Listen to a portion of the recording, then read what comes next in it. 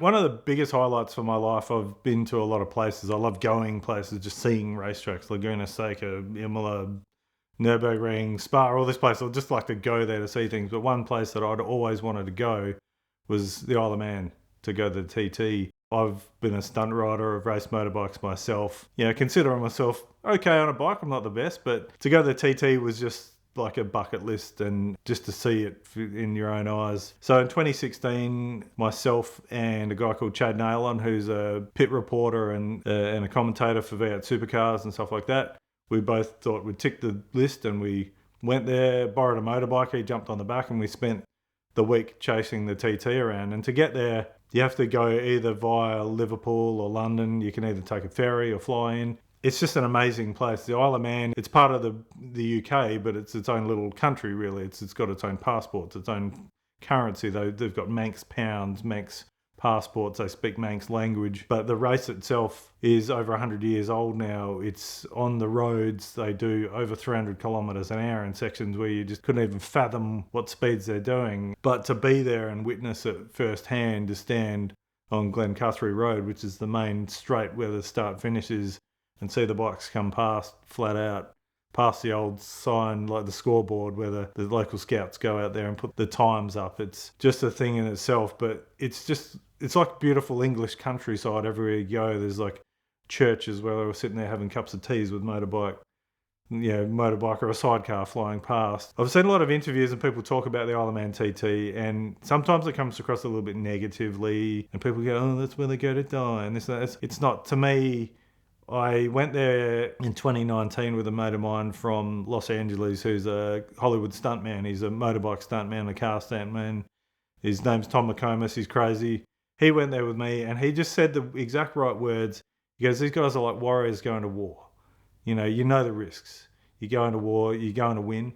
It's knife edge, but these guys are amazingly talented riders. The roads also are actually, you watch the videos and you think this is country roads, but the roads are actually amazingly good quality. It's quite a well looked after circuit, I guess you'd say. It's 37 miles long. They do 6 laps, and they come through places like Solby Strait doing 330 plus kilometres an hour. It's wild. My main thing is, I say to anyone that's thinking of going to the TT, don't just watch the videos or dream about it. Just go there, because it's not the most expensive place to go to. You can get there reasonably cheaply. You can stay there cheaply.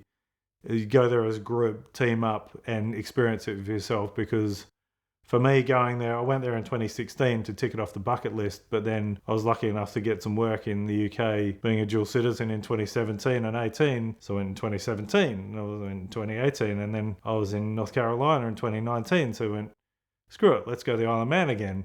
So I've been 4 years in a row, and I've been wanting to go back every year since. Obviously, COVID wrecked a few things, but I think it's almost like other events I go to yearly where you just want to keep going back, because you see the same cool people, the same vibe, the same good feeling, but then you get to also watch motorbikes going past really fast. Not that I like talking about it, because I'm friends with some riders. Like, I'm really good friends with Davo Johnson, who's one of the fastest Aussies around the Isle of Man. He's from Adelaide.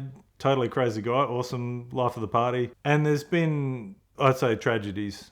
Yeah, other people call them fatalities and stuff like that. It's just unfortunate, but these guys know the risks and they wouldn't do it if they didn't. Probably the saddest one for me was, 1 year, I won't name his name, just it's a bit sad, but I was running a motorbike event in the UK at Cadwell Park called Moto Time Attack. I was working with the guys that run the Time Attack Championship for cars in the UK, and they asked me to come and help them run a bike event. And we had one of these riders come along in 2017, I think it was. Met him there, cool guy. And then I was at the TT the following year. I was just walking through the pits and saw him. He came over, said hi. And then about an hour later, he unfortunately wasn't around anymore. But, like I said, they know the risks, and it is what it is. It is like going to battle. These guys, it's a once in a lifetime opportunity to get on the podium in the TT. And, motorbike racing is dangerous. I've done track racing myself, so I know the risks. I go out there and I can get hurt. And I still do it because the adrenaline rush, the feeling you get from it is just second to none. The whole world doesn't matter when you're on a motorbike. It's just hold the handlebars and go. I think from a spectator point of view and other people that go there, it's not insane. It's just, you just go, this is just the most amazing thing I've ever seen. The TT, see them come through some of those little towns doing 200 plus kilometres an hour. These guys are incredible. Like, even probably the most famous Isle of Man rider, Joey Dunlop. They said he knew every part of that track by the inch. He'd know his braking markers, turning in, all that sort of thing. Each part of the track's different as well. There's fast parts, tight parts, up and down parts. You go up and over the mountain, up through the bungalow, they call it. And also, I mean, the time of year they run it, it's beautiful. It's like middle of summer. It's in June, so it's like you go there and it's like that long days where the sun comes up at 4 a.m. You're standing up at the top of the bungalow. Like the first year we went there, we're there at like 10:30 at night time and the sun was just starting to come down. It's just a good vibe. But to see these guys do what they do, I mean, even guys like Valentino Rossi have been there, ridden the circuit and just gone, these guys are crazy, like in, yeah, who's he to say, But it's also, it's not closed off like your sort of MotoGP F1 kind of stuff. You kind of get to bump into people. I mean, I've been lucky enough to meet guys like Guy Martin, hang out with him at the event that I ran and stuff like that. So it almost feels like a club level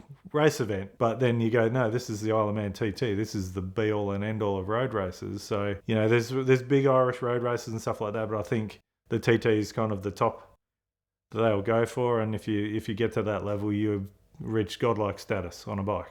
Like, I've spent a lot of time with David. Like, I've even been to the track with him, done some coaching with him. We even did some podcast stuff together. But I don't know how he'd explain it. But I think for him, he's just having fun because he just he's the sort of guy that loves doing what he does. He's done Irish road racing. He races in Macau Grand Prix on a bike. So I think for him, having grown up around his dad Murray, who's also an absolute mental motorbike guy, but the most chilled out dude you'll ever meet. Like, Murray's raced circuit, top fuel Harleys, all sorts of stuff like that. So Davo didn't really have much of a choice when it came to riding motorbikes, but I think the love of it's just in his blood. Like, being on a motorbike to him is probably his happy place.